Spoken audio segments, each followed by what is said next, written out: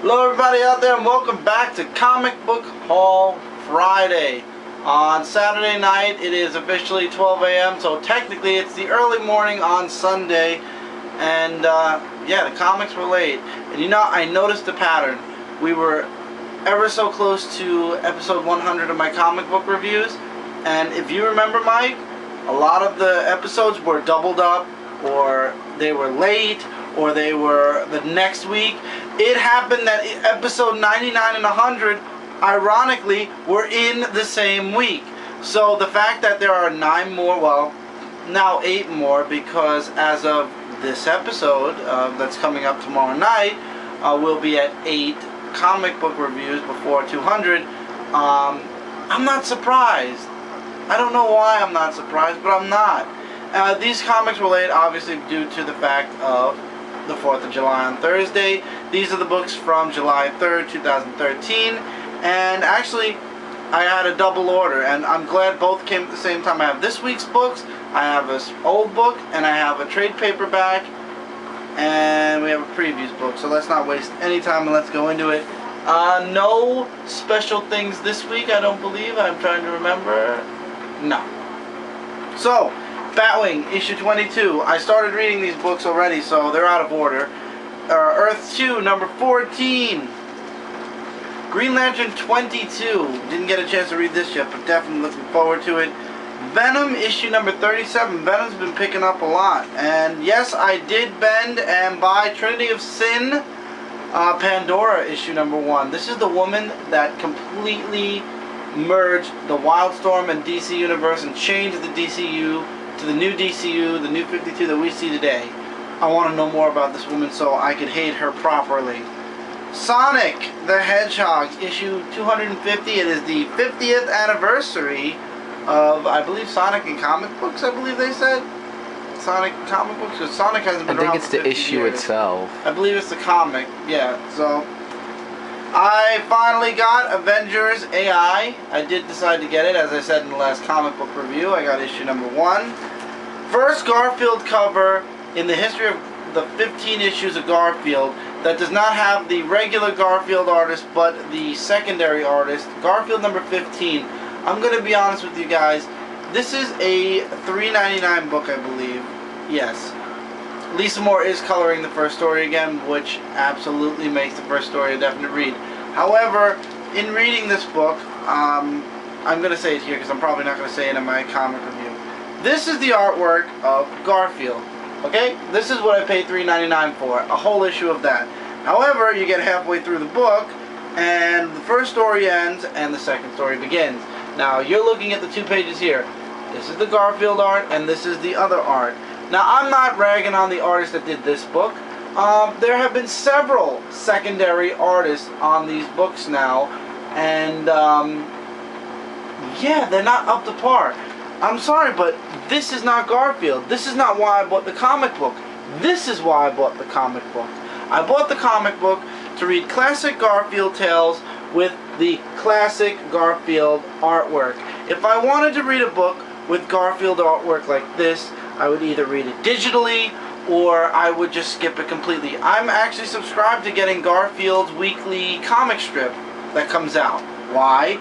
Because it has the artwork of the classic Garfield, not this artwork. If it was this artwork, I would unsubscribe from the comic strip immediately. So I'm gonna give this issue or this comic book 1 or 2 more shots. Maybe honestly just 1. And I'm not a fan of the secondary artwork in here, and it definitely is not worth $3.99 to get just 1 story that I like and then skip over the other one. So I'm most likely going to be dropping this and reading it digitally soon because I don't like the secondary art. Now that it's making it to the cover, that has me worried for the future of the entire comic book. Iron Man issue number 12, continuing Iron Man Secret Origin. Action Comics 22, Hector Hammond shows up. I finally went back to Avengers Arena with issue number 11, and I will be getting issue 12 as well. I skimmed it so far, looking interesting. Swamp Thing issue 22, John Constantine's back. Phantom Stranger issue number 10. I can't wait to read this, but Mike reads this first. but from what a lot of people are telling me, that is the book of the week, basically. So, X-Men Legacy issue number 13, which is also Michael's. The Movement number 3, which you guys will be hearing a review on later on this month in the Related Recap, which I actually have to read the Movement number 2 and do that for the Related Recap still. Green Arrow issue 22, which is also Michael's. And then, here's your 2013 preview of Titan Comics. And I've looked through a few of these books, and I'll be honest, a lot of these books have interesting, really nice artwork. They give you a bunch of their books. Some of their books have really weird, I'm looking for that one weird art. Some of them have very unique styles. Other ones have very weird kind of art styles. But Titan Comics, actually, there's a couple of books that I'm very interested in looking into in the future. But a lot of interesting work and a lot of nice artwork, and yeah, so you can get this for free at your local comic shop. You will not be seeing this on the comic review. You guys know I just showed the previews and news things on this show now, and then on the comic review it's just straight up comic book. So if you want this, it's for free at your local retailers. Now for the book. Y'all know I love Mr. Majestic, right? We talked about, I reviewed Mr. Majestic. Actually was one of the first trade paperback reviews I did. Why? Because I loved Mr. Majestic. And what everybody who's reading the New 52 failed to tell me was that Mr. Majestic did make his New 52 DC Universe appearance. Where? In Team 7. Now, Team 7 only lasted for 9 months. Issues 1 through 8 and issue 0 are all collected in this trade paperback. The series did end, and Mr. Majestic actually, and they're actually not calling him Mr. Majestic, they're calling him Majestic. Majestic only showed up in the last 3 issues with basically his exact same costume. Nothing changed. It's kind of ironic that absolutely nothing changed. What? No, I'm saying wow, like. Yeah, absolutely nothing changed when it comes to the Wildstorm superhero costumes, but everything changed when it came to the DC Universe superhero costumes. Pandora makes an appearance.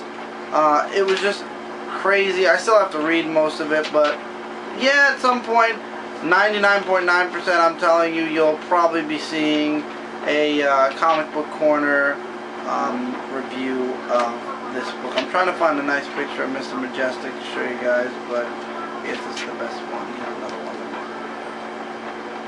So Majestic officially is in the DCU. However, I believe Team 7 takes place 5 years in the past, because when the Majestic story happened, there was actually a disclaimer that this was 5 years ago. So Mr. Majestic was around before even Superman. So I'm going to look forward to reading this book at some point once I get free time. So I did get Team 7.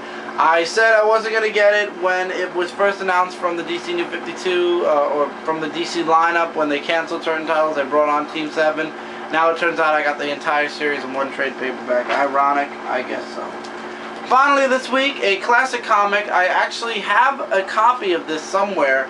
However, I wanted a secondary copy because this copy is actually in a little bit better shape than the copy I have. And I know Philly Superman J will definitely laugh when he sees this comic, but it's actually Action Comics issue number 550, The Day the Earth Exploded.